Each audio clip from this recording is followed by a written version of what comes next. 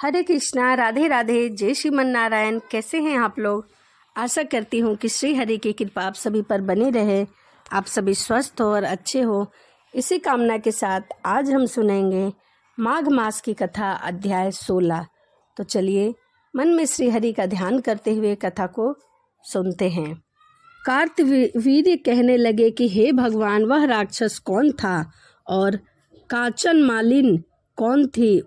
उसने अपना धर्म कैसे दिया और उनका साथी कैसे हुआ? हे ऋषि, अत्रि ऋषि की संतानों के सूर्य, यह कथा सुनाकर मेरा कौतूहल दूर कीजिए। तब दंतात्रेय जी कहने लगे कि राजन, इस पुरातत्व विचित्र इतिहास को सुनो। कांचन मालिन नाम की एक सुंदर अप्सरा थी जो माघ मास में प्रयाग में स्नान करके कैलाश पर जा रही थी। तब उसको मार्ग में जाते हुए हिमालय के कुंज से एक घीर राक्षस ने देखा। उस सोने जैसे तेज वाला, सुंदर कटी वाली, बड़े बड़े नेत्रों वाली, चंद्रमुखी, सुंदर केश और पीन पयोधर वाली सुंदर अप्सरा को देखकर उस राक्षस ने कहा कि हे सुंदरी, हे कमल नयनी, तुम कौन हो और कहाँ से आ रही हो? तुम्हारे वस्त्र और वेगी भीगे हुए क्यों हैं? तुम आकाश मार्ग से कहाँ जाती है और किस पुण्य के प्रताप से तुम्हारा शरीर ऐसा तेजस्वी और रूप ऐसा मनोहर है? तुम्हारे गीले वस्त्र से मेरे मस्तक पर गिरे हुए एक बूंद जल से मेरे क्रूर मन को एकदम शांति प्राप्त हो गई है। इसका क्या कारण है? तुम बड़ी शीलवंती प्रतीक होती हो। इसका जो भी कारण हो सो मुझे कहो। अप्सरा ने कहा कि हे राक्षस, सुनो, मैं काम रूपनी अप्सरा हूँ। मैं प्रयाग के संगम में स्नान करके आ रही हूँ, इसी से मेरे वस्त्र भीगे हुए हैं। अब कैलाश पर्वत पर जा रही हूँ, जहाँ शिव और माता गौरा निवास करती हैं। त्रिवेणी के जल से मेरी सब क्रूरता दूर हो गई है, जिससे पुण्य के प्रभाव से मैं इतनी सुंदर और पार्वती जी की प्रिय सखी हूँ। जो आश्चर्य देने वाला उदाहरण मुझसे ब्रह्मा जी ने कहा था सो सुनो।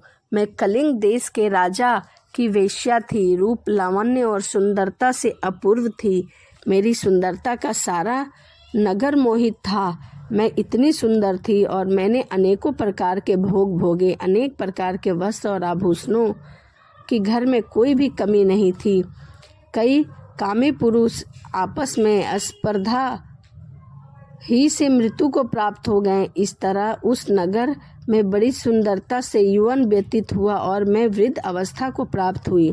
तब मेरे मन में विचार उत्पन्न हुआ कि मैंने अपनी सारी आयु पाप में ही व्यतीत कर दी है। धर्म का कोई कार्य नहीं किया, न दान पुण्य किया, तप किया, न यज्ञ किया, कुछ भी नहीं किया।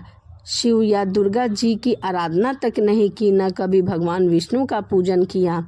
इस प्रकार अशांत चित्त से मैंने एक ब्राह्मण की शरण ली जो वेदों का ज्ञाता और ब्रह्मनिष्ठा था। मैंने उनसे पूछा कि मेरा निस्तार किस प्रकार हो सकता है। तब साधु सज्जन अच्छे और बुरे सभी पर दया करते हैं, इसीलिए मुझ दीन पर भी कृपया करके मुझ कीचड़ में डूबी हुई को पकड़कर उभारा। क्षीरसागर क्या हंस को भी दूध देता है, बत्तख को नहीं देता? तब वह ब्राह्मण राजा का पुरोहित इन सब बातों को सुनकर मुझ पर दया करके कहने लगा कि तू ब्रह्मा के क्षेत्र प्रयाग में जाकर माघ मास में त्रिवेणी संगम में स्नान कर, परंतु मन में अशुभ क्रिया का विचार न करना। पापों के नाश के लिए महर्षियों ने तीर्थ स्थान से अधिक और कोई प्रायश्चित नहीं बतलाया है। प्रयाग में स्नान करने से तू अवश्य ही पवित्र होकर स्वर्ग को जाएगी। हे भाषिनी, पुराने समय में गौतम ऋषि की स्त्री को देखकर इंद्र ने काम से वशीभूत होकर कपट वेश में उनसे भोग किया था। इसीलिए ऋषि द्वारा श्राप दिया गया और उनका शरीर अत्यंत लज्जा युक्त हजारों भोगों वाला हो गया। तब इंद्र नीचा मुँह करके अपने पाप कर्म की बुराई कराने लगे। मेरु पर्वत के शिखर पर स्वच्छ जल वाले सरोवर पर एक स्वर्ण कमल से भरे हुए कोटर में घुस गए और अपने आप को धिक्कारते हुए कामदेव की बुराई करने लगे कि यह सब पापों का मूल्य है। इसके ही वंशीभूत होकर मनुष्य नरक में जाता है और अपने धर्म, कीर्ति, यश और धैर्य का नाश करता है। ऐसा सोचकर इंद्र बहुत लज्जा महसूस कर रहे थे और देवता लोग शोभाहीन हो गए। तब देवता, गंधर्व, किन्नर, लोकपाल इंद्राणी के शहीद बृहस्पति जी से जाकर पूछने लगे कि महाराज, इंद्र के न रहने से स्वर्ग ऐसा शोभाहीन हो गया है जैसे सतपुत्र के बिना श्रेष्ठ कुल। इसीलिए स्वर्ग की शोभा के लिए कोई क्रिया सोचिए। इस विषय में देर हमें नहीं लगानी चाहिए। तब बृहस्पति जी कहने लगे कि इंद्र के बिना सोचे विचारे जो कर्म किया है उसका फल तो उसे भोगना ही पड़ेगा। सो वह कहाँ है, मैं सब जानता हूँ। फिर गुरुजी ने सबको साथ लेकर स्वर्ण कमलों से युक्त बड़े सरोवर में इंद्र को देखा, जिसका मुख मलिन और आंखें बंद थी। तब इंद्र ने बृहस्पति जी के चरणों को पकड़कर कहा कि इस पाप के उद्धार करके आप मेरी रक्षा कीजिए। तब बृहस्पति जी ने इंद्र से कहा कि प्रयाग में स्नान करने से ही तुम पाप मुक्त हो जाओगे। तब इंद्र सहित सबने ही प्रयाग में जाकर संगम में स्नान किया और त्रिवेणी स्नान से इंद्र पाप मुक्त हो गए। तब बृहस्पति जी ने इंद्र को वरदान दिया कि तुम्हारे शरीर में जितने भंग थे, छेद थे, सब नेत्र हो जाएं। तब इंद्र ब्राह्मण के वर से हजारों नेत्र से ऐसा सुशोभित हुआ जैसे मानसरोवर में कमल शोभ्यमान होता है। तो यह माघ मास की कथा अध्याय 16 यहीं समाप्त होता है। अगली वीडियो में मैं आपके लिए लेके आऊँगी माघ मास की कथा अध्याय 17। तो चलिए इसी के साथ वीडियो को समाप्त करते हैं और मिलते हैं अगली वीडियो में। यदि वीडियो आपको अच्छी लगी हो तो प्लीज़ कमेंट, लाइक, शेयर ज़रूर करिएगा और हाँ, चैनल को भी सब्सक्राइब करिएगा। तो चलिए मिलते हैं अगली वीडियो में। राधे राधे, जय श्रीमन नारायण, हरे कृष्णा। हरे कृष्णा, राधे राधे। कैसे हैं आप लोग? आशा करती हूँ कि भगवान श्री हरि की कृपा आप सभी पर बनी रहे, आप सभी स्वस्थ और अच्छे हो। इसी कामना के साथ आज हम सुनेंगे माघ मास की कथा अध्याय 17। तो चलिए कथा को शुरू करते हैं।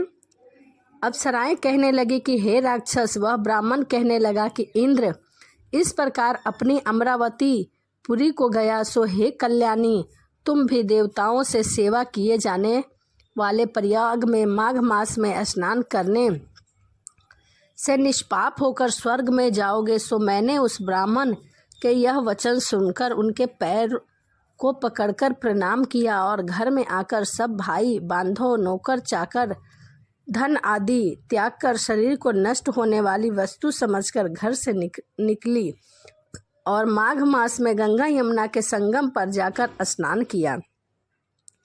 सो हे निशाचर, 3 दिन के स्नान से मेरे सब पाप नष्ट हो गए और 27 दिन के पुण्य से मैं देवता हो गई और पार्वती जी की सखी होकर सुख में निवास करती हूँ। इसीलिए मैं प्रयाग के महात्म को याद करके सब देवताओं के सहित माघ में प्रयाग स्नान करती हूँ। सो मैंने अपना यह सब वृत्तांत तुमको कह सुनाया है। तुम भी इस योनि में पड़ने और कुरूप होने का यही सब कारण है। तुम्हारी दाढ़ी और मूछ बड़ी बड़ी हो गई हैं और पार्वती की गुफा में वास करते हो। निशाचर कहने लगा कि हे भद्र, सज्जनों से गुप्त बात कहने में भी कोई हानि नहीं होती। मुझको अब कोई संयंस नहीं हो रहा है कि मेरा उद्धार तुमसे ही होगा। सो मैं अपना सब वृत्तांत तुमको कहता हूँ। मैं काशी में वेदों का ज्ञाता था और बड़े बड़े उच्च कुल के ब्राह्मण के घर में जन्म लिया था। मैंने राजा, पापी, शूद्र तथा वेश्या से अनेक प्रकार के दान लिए। मैंने दान लेने में चांडाल को भी नहीं छोड़ा। इस जन्म में मैंने कोई भी धर्म नहीं किया, वहीं पर मृत्यु को प्राप्त हो गया। तीर्थ स्थान पर मरने के कारण नरक में नहीं गया। पहले 2 बार गिद्ध योनि में, 3 बार व्याघ्र योनि में, 2 बार सर्प योनि में, 1 बार उल्लू की योनि में और अब 10वीं बार राक्षस की योनि में पड़ा हूँ और सैकड़ों वर्षों से इसी योनि में हूँ। इस स्थान को 3 योजन तक मैंने जंतुहीन कर दिया है। बिना अपराध के बहुत से प्राणियों को मैंने नष्ट किया। इस कारण मेरा मन अत्यंत दुखी है। तुम्हारे दर्शन से चित्त में कुछ शांति अवश्य आई है, क्योंकि सज्जनों का संग तुरंत ही सुखदायी होता है। मैंने अपने दुख के कारण आपसे कहा है और सज्जन लोग सदैव दूसरे के दुखों से दुखी होते हैं। अब यह बताओ कि इस दुखी रूपी समुद्र को कैसे पार किया जा सकता है? क्या क्षीर सागर हंस को ही दूध देता है, बगुले को दूध नहीं देता? दंतात्रेय जी कहने लगे कि इस प्रकार उसके वचनों को सुनकर कांचन मालिन कहने लगी कि हे राक्षस, मैं अवश्य ही तुम्हारा कल्याण करूंगी। मैंने दृढ़ प्रतिज्ञा की है कि तुम्हारी मुक्ति के लिए प्रयत्न करूंगी। मैंने बहुत बार प्रयाग में स्नान किया है। वेद जानने वाले ऋषियों ने दुखियों को दान देने की प्रशंसा की है। समुद्र में जल बरसने से क्या लाभ? प्रयाग में स्नान करने का एक बार का फल मैं तुम्हें देती हूँ, उसी से तुमको स्वर्ग की प्राप्ति होगी। उसके फल का अनुभव मैं कर चुकी हूँ। तब उस अप्सरा ने अपने गीले वस्त्र का जल निचोड़ कर हाथ में लेकर माघ स्नान के फल उस राक्षस को अर्पण कर दिया। उसी समय उसका पुण्य बढ़ा और पुण्य प्राप्ति वह राक्षस शरीर को छोड़कर तेजमय सूर्य से सदृश देवता रूप में हो गया और वह बहुत ही सुंदर दिखने लगा। आकाश में विमान पर चढ़कर अपनी कांति से चारों दिशाओं को प्रकाशित करता हुआ शोभमान हुआ और कहने लगा कि ईश्वर ही जानता है कि तुमने कितना बड़ा मुझ पर उपकार किया है, वरना मैं तो इस योग्य भी नहीं था। अब भी कृपया कुछ शिक्षा दो, जिससे मैं कभी पाप न करूं और दोबारा इस योनि में जन्म ना लूं।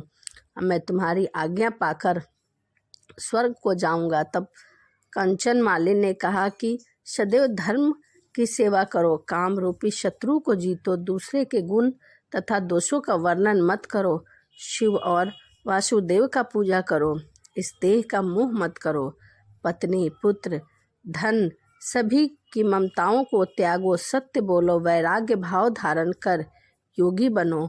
मैंने तुमसे यह धर्म के लक्षण कहे हैं। अब तुम देवता रूप होकर शीघ्र ही स्वर्ग को जाओ। दंतात्रेय जी कहने लगे कि इस प्रकार गंधर्वों से शोभित वह राक्षस कांचन मालिन को नमस्कार करके स्वर्ग को गया और देव कन्याओं ने वहां आकर कंचन मालिन पर पुष्पों की वर्षा की और प्रेम पूर्वक कहा कि हे भद्र, तुमने उस राक्षस का उद्धार किया है। इस दुष्ट के डर से कोई भी इस वन में प्रवेश नहीं कर रहा था, क्योंकि जो भी इस वन में प्रवेश करता था उसे वह मार कर खा जाता था। इस वन के पशु पक्षी भी उससे बहुत डरने लगे थे, इसीलिए यह वन इतना सूना हो गया था।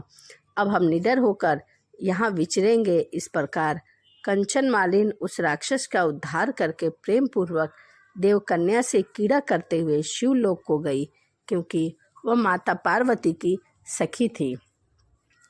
तो यह माघ मास की कथा अध्याय 17 था। तो चलिए इसी के साथ वीडियो को समाप्त करते हैं। और यदि आपको वीडियो अच्छी लगी हो तो प्लीज़ एक लाइक ज़रूर करिएगा और कमेंट में राधे राधे ज़रूर लिखिएगा। और माघ मास की कथा आप पूरा पढ़ें तो आपको समझ आएगा। कथा को हमेशा पूरा सुनना चाहिए और समय समय पर हुंकार भी भरना चाहिए। तो चलिए इसी के साथ वीडियो को समाप्त करते हैं और मिलते हैं अगले वीडियो में। राधे राधे, जय श्रीमन नारायण, हरे कृष्णा। राधे राधे, जय श्रीमन नारायण, हरे कृष्णा। कैसे हैं आप लोग? आशा करती हूँ कि श्री हरि की कृपा आप सभी पर बनी रहे, आप सभी स्वस्थ और अच्छे हो। इसी कामना के साथ आज हम सुनेंगे माघ मास की कथा अध्याय 18। तो चलिए मन में श्री हरि का ध्यान करते हुए कथा को शुरू करते हैं और सुनते हैं। श्री वशिष्ठ ऋषि कहने लगे कि हे राजन, मैंने दंतात्रेय जी द्वारा कहा माघ मास महात्म। अब माघ मास के स्नान का फल सुनो कि माघ मास में स्नान करने से उसे किस पुण्य की प्राप्ति होती है। माघ मास स्नान यज्ञ, व्रत और तपों का फल देने वाला है। माघ मास में स्नान करने वाले स्वयं तो स्वर्ग में जाते ही हैं, उनके माता पिता दोनों के कुलों को भी स्वर्ग की प्राप्ति होती है। माघ मास में सूर्य उदय के समय नदी आदि में स्नान करता है, उसके माता पिता और 7 कुल उसकी जो है वह स्वर्ग में जाती है। माघ मास में स्नान करने वाला दुराचारी कुराकर्मी मनुष्य भी पापों से मुक्त हो जाता है और इस मास में हरि का पूजन करने वाला पाप समुदाय से छूटकर भगवान के सदृश शरीर वाले हो जाते हैं।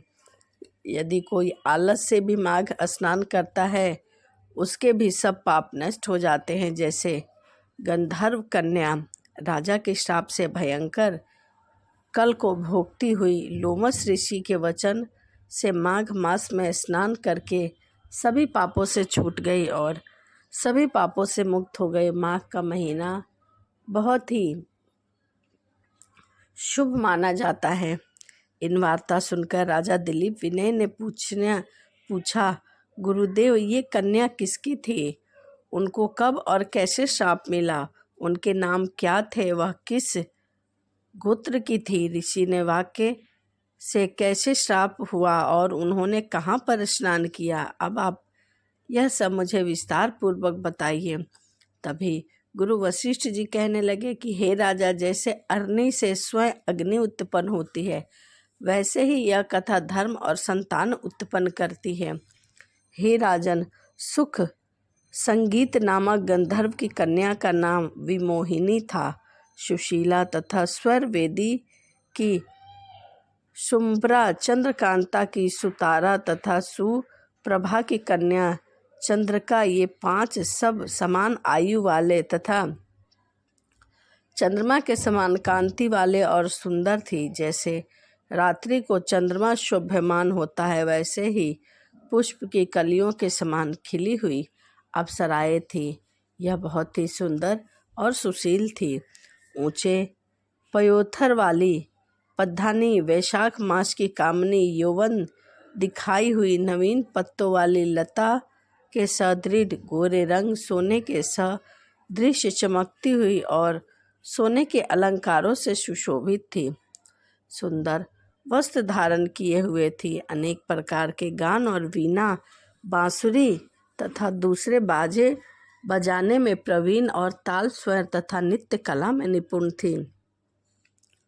इस प्रकार ये कन्याएं क्रीड़ा करती हुई कुबेर के स्थान में विचरती थी। एक समय कौतुक वश माघ मास में एक वन से दूसरे वन में विचर रही थी। मंदिर के पुष्प तोड़कर सरोवर पर गौरी पूजा के लिए गई। स्वच्छ जल के सरोवर में स्नान करके वस्त्र धारण कर मौन हो बालू मिट्टी की गौरी बनाकर चंदन, कपूर, कुमकुम और सुंदर कमलों से उपचार सहित पूजन करके ये 5 कन्याएं ताल नृत्य करने लगी। फिर ऊंचे गंधार स्वर में सुंदर गीत गाने लगी। जब यह कन्याएं नाचने और गाने में लीन थी, तभी उसी समय अच्छोद नामक उत्तम तीर्थ में वैदी निधि नाम के मुनि के पुत्र अगिनप्य ऋषि स्नान को गए। वह युवा ऋषि सुंदर मुख, कमल सदृश नयन, विशाल छाती, सुंदर भुजाओं वाला, दूसरे कामदेव के समान था। शिखा सहित दंड लिए, मृग चर्म ओढ़े, यज्ञो पवित्र धारण किए हुए था। उसको देखकर वह 5 कन्याएं मंत्रमुग्ध हो गईं, क्योंकि वह बहुत ही सुंदर था और उसका रूप और यौवन देखकर कामदेव से पीड़ित हो गई। देखो, ऐसा वह करती उस ब्राह्मण के चित्त में कामदेव का डर उत्पन्न करने लगी और आपस में विचार करने लगी कि यह कौन है। रत्ती रहित होने से कामदेव नहीं और एक होने से अश्विनी कुमार नहीं। यह कोई गंधर्व या किन्नर काम रूप धारण कर कोई सिद्ध या किसी ऋषि का ज्येष्ठ पुत्र या मनुष्य है। कोई भी हो, ब्रह्मा जी ने इसको हमारे लिए बनाया है। यह इतना सुंदर है। वह आपस में ऐसा विचार करने लगी, जैसे पूर्व कर्म के प्रभाव से संपत्ति प्राप्त होती है, वैसे ही गौरी जी ने हम कुंवारियों के लिए श्रेष्ठ वर हमें दिया है और आपस में यह तुम्हारा वर है या मेरा अथवा सबका, ऐसा कहने लगी। जिस समय उस ऋषि पुत्र ने अपनी मध्याह्न की क्रिया करने के ऐसे वचन सुने तो वह सोचने लगा कि यह तो बहुत बड़ी समस्या उत्पन्न हो गई है। ब्रह्मा, विष्णु, महेश आदि देवता तथा बड़े योगीश्वर भी स्त्रियों के भ्रम जाल से मोहित हो गए। इनके तीक्ष्ण बाणों से किसका मन रूपी हिरण घायल नहीं हो सकता। जब तक नीति और बुद्धि रहती है तब तक पाप का भय रहता है। जब तक कि गंभीरता रहती है, यम विधि का पालन होता है, तब तक मनुष्य स्त्रियों के काम रूपी बाणों से बिधा नहीं जाता। ये मुझे उन्मत्त और मुग्ध कर रही है। किन गुणों से धर्म की रक्षा हो सकती है? स्त्रियों के मांस, रक्त, मल मूत्र से बने घृणित और अशुद्ध शरीर में कामी लोग ही सुंदरता की कल्पना करके रमन कर सकते हैं। शुद्ध बुद्ध वाले महात्माओं ने स्त्रियों के पास रहना कष्टकारक कहा है। सो जब तक यह पास आए घर चले जाना चाहिए। अतः जब तक वह उसके पास आई, वह योग्य बल के द्वारा वहाँ से अंतराध्य हो गया और कहीं चला गया। ऋषिपुत्र के ऐसे अद्भुत कर्म देखकर वह चकित होकर डरी हुई चारों ओर देखने लगी और आपस में कहने लगी कि यह क्या था? यह कौन सा इंद्रजाल था जो देखते ही देखते आंखों के सामने से विलीन हो गया? और वह विरह की अग्नि में जलने लगी और कहने लगी कि हे कांत, तुम हमको छोड़कर कहाँ चले गए? हे प्रभु, तुम हमें छोड़कर कहाँ चले गए? क्या तुमको ब्रह्मा ने हमको विरह रूपी अग्नि में जलाने के लिए बनाया था? क्या तुम्हारा चित्त दया रहित है जो हमारा चित्त दुखाकर चले गए? क्या तुमको हमारा विश्वास नहीं? क्या तुम कोई मायावी हो? बिना किसी अपराध के हम लोगों पर क्यों क्रोध करते हो? तुम्हारे बिना हम नहीं जिएंगे। जहाँ पर आप गए हो शीघ्र ही हमें वहाँ पर ले चलो। हमारा संताप हरो। हम तुम्हारे बिना नहीं रह सकते और हमें दर्शन दो। सज्जन लोग किसी प्रकार का नाश नहीं देख सकते। हे महात्मा, हमें दर्शन दो। इस प्रकार वह बार बार विलाप करने लगी। तो माघ मास की कथा अध्याय 18 यहीं समाप्त होता है। अगली वीडियो में मैं आपको सुनाऊंगी माघ मास की कथा अध्याय 19। तो चलिए इसी के साथ वीडियो को समाप्त करते हैं और मिलते हैं अगली वीडियो में। वीडियो आपको अच्छी लगी हो तो एक लाइक ज़रूर करिएगा। तो चलिए मिलते हैं अगली वीडियो में। राधे राधे। जय श्रीमन नारायण। हरे कृष्णा।